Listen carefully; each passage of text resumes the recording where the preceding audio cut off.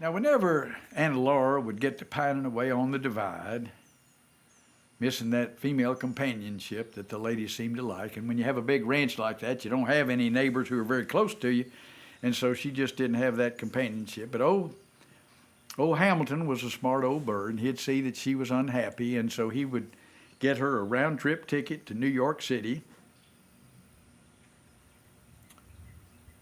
reservation in a big hotel, and he'd send her up there with enough money in her purse that she could go over to Cartier's, which is a very famous jewelry store up there, jewelry in China and that kind of thing, and where she could go and buy herself some baubles that she could play with while he was playing with his bauble, which was the ranch, is in branding and roping and fixing fences and mending water gaps and shooting outlaws and doing all the things you got to do.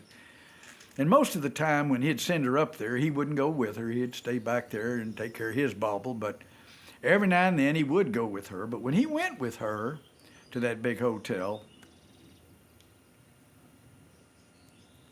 and she went over to Cartier's, he wouldn't go with her. He'd send her over there by herself. He wasn't going to mess with her business if she didn't mess with his.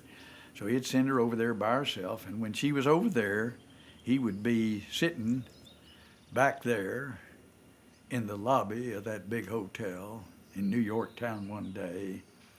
Sat a bunch of fellas spinning yarn to fill the time of day. They talked about the places they had been and the different things they'd seen, and some preferred Chicago town while others New Orleans. In a corner in an old armchair sat a man whose hair was gray. He sat and listened eagerly to all they had to say.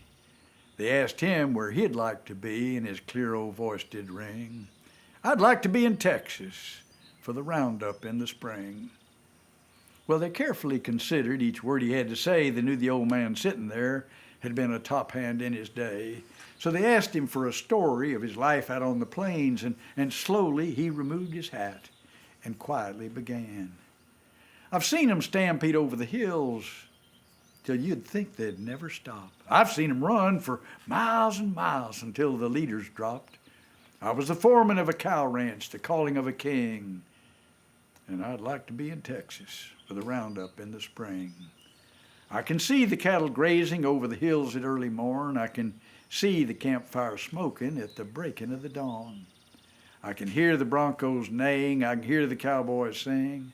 Man, I'd sure like to be in Texas for the roundup in the spring.